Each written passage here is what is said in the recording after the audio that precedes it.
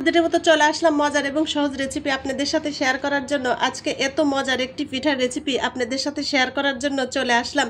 দেখেই মনে হচ্ছে পিঠাটা অনেক লোভনীয়, তাই না? শুধু লোভনীয় না, এই পিঠাটা খেতেও কিন্তু অসম্ভব মজা। আর প্রত্যেকটা পিঠাই দেখেন এক মাপের হয়েছে। তো এই এক মাপের পিঠাটা কিভাবে তৈরি করবেন সেই টিপসটা সহই আজকের এই রেসিপিটা আপনাদের সাথে শেয়ার করব। কথা না বলি, মজাদার খিরসা পাটিসাপটা পিঠাটা কিভাবে কি দিয়ে তৈরি করলাম সেটা একটু দেখে নিন। পিঠাটা তৈরি করার জন্য আগে খিরসাটা রেডি করে নেব। তো আমি এখানে আধা কেজি দুধ নিয়েছি, দিয়ে দিচ্ছি খেজুরের গুড় পরিমাণ মতো। যতটুকু পিঠা তৈরি করবেন সেই পরিমাণে গুড় বা মিষ্টি দিয়ে নেবেন। আর দিয়ে দিচ্ছি 1/3 কাপ চিনি, কারণ খেজুরের গুড়ে তার মিষ্টি হবে না এই জন্য। আর দিয়ে দিচ্ছি 1/4 কাপ গুঁড়া দুধ। এই গুঁড়া দুধটা কিন্তু এই খিরসা পাটিসাপটাতে দিতেই হবে যদি পারফেক্ট খিরসা পাটিসাপটার টেস্ট পেতে চান, কারণ এই গুঁড়া দুধেই খিরসাটার টেস্ট। আর চাল ভিজিয়ে রেখে ব্লেন্ডারে ব্লেন্ড করে নিয়েছি, সেটা দিয়ে দিলাম। এটাও আপনাদের পরিমাণ মতো দিয়ে নেবেন, কতটুকু পিঠা তৈরি করবেন সেই পরিমাণেই কিন্তু সবকিছু দিতে হবে। লবণ। আমি এখন চুলায় চলে যাব, খিরসাটা রেডি করে নেব। এখন আমি সুন্দর করে নেড়ে চেড়ে খিরসাটা রেডি করে নেব।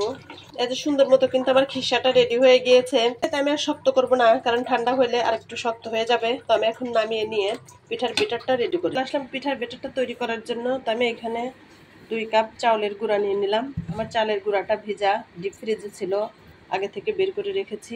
পরিমাণ মতো লবণ, লবণটা এখানে বুঝে দিতে হবে, কারণ খিরসাতে কিন্তু লবণ আছে। আর দিয়ে দিচ্ছি 1 কাপ তরল দুধ, খেজুরের গুড়। গুড়টাকে আমি একটু পানি দিয়ে চুলায় গলিয়ে নিয়েছি, এটাও 1 কাপ হবে। আমি এখন হাত দিয়ে সুন্দর করে এই ব্যাটারটা তৈরি করে নেব। এই খেজুরের গুড়টা কিন্তু আমি নর্মাল ফ্রিজে সংরক্ষণ করে রেখেছিলাম, ডিপ ফ্রিজেও রাখার প্রয়োজন হয় নাই, নর্মালে রেখেছিলাম, তাই আলহামদুলিল্লাহ ভালো আছে। এই একটা পিঠা যেটা কিন্তু শীত গরম সময়ে এই পিঠাটা খাওয়া যায়।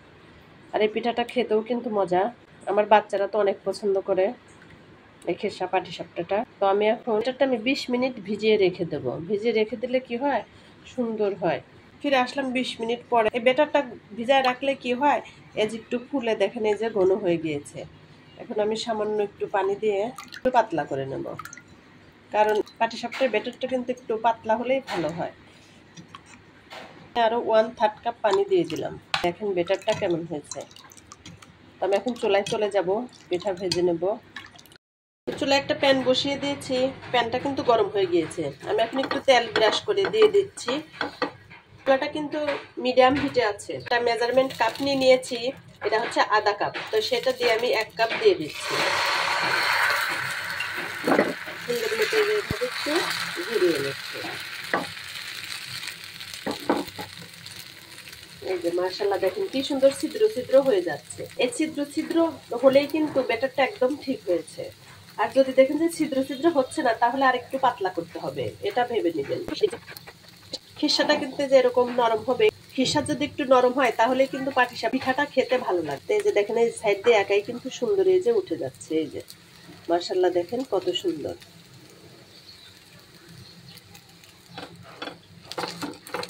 একদম ইজি ভাবে কিন্তু এই যে হয়ে গেল। এই যে দেখেন মাশাআল্লাহ কত সুন্দর হয়ে গেল পিঠাটা। এইভাবেই সবগুলো পিঠা বানিয়ে নেব।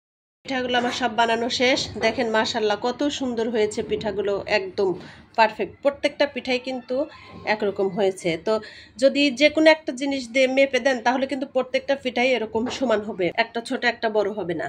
তো দেখলেন তো কত সহজেই কত সুন্দরভাবে এই খিরসা পাটিসাপটাটা নিলাম। এত সুন্দর পাটিসাপটা যদি ঘরেই বানাতে পারি তাহলে কিন্তু আর বাইরে থেকে চড়ার দাম দিয়ে পাটিসাপটা পিঠা কিনে খেতে হয় না।